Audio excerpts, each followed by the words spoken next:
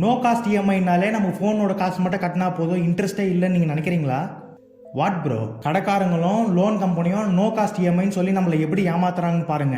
No cost இஎம்ஐன்னு சொல்லிட்டு உங்களை வந்து ப்ராடக்ட் வாங்க வச்சு உங்ககிட்ட இன்ட்ரெஸ்ட் வாங்காம கடைக்காரங்கிட்டே லோன் கம்பெனி வந்து இன்ட்ரெஸ்ட் வாங்கிப்பாங்க. ஃபார் எக்ஸாம்பிள், நீங்கள் நத்திங் 3A மொபைல் வந்து நோ காஸ்ட் இஎம்ஐல கடையில் போய் வாங்குறீங்கன்னா அந்த ஃபோனோட ஆக்சுவல் ப்ரைஸ் வந்து 25,000. இப்போ கடைக்காரங்களுக்கு அந்த ஃபோன் வந்து 20,000 ருபீஸ்க்கு வரும், 5,000 ரூபாய் லாபம்.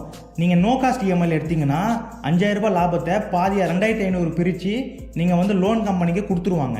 நீங்கள் நினைக்கலாம், தேவையில்லாமல் என்னது கடைக்காரங்க பாதி லாபத்தை வந்து லோன் கம்பெனிக்கு கொடுக்குறாங்க, அதுக்கு அவங்களே வச்சுக்கலாமே நீங்கள் நினைக்கலாம். கடைக்காரங்களுக்கு அதிகமான ஃபோன் சேல் ஆகணும், லோன் கம்பெனிஸ்க்கு இஎம்ஐ அதிகமாக கட்டுற கஸ்டமர்ஸ் வேணும். அதனால 2 பேரும் பார்ட்னர்ஷிப் போட்டு இந்த மாதிரி ட்ரிக்ஸாக நம்மளை வந்து ஏமாத்துறாங்க. இஎம்ஐல வந்து இன்ட்ரெஸ்ட் தேவையில்லை, அந்த ஃபோனோட காசு மட்டும் மாதம் மாதம் கட்டினா போதும், அந்த மாதிரி அட்ராக்டிவான ஆஃபர் கொடுக்கும்போது மக்கள் வந்து நோ காஸ்ட் இஎம்ஐ இருக்கிற கடைங்களாக பார்த்து போகிறதுனால அவங்களுக்கு நிறைய ஃபோன் சேல் ஆகும், லோன் கம்பெனிக்கு இஎம்ஐ கஸ்டமர்ஸ் அதிகமாக வரும். இதுதான் சின்ன மீனாக போட்டு பெரிய மீனாக பிடிக்கிறது.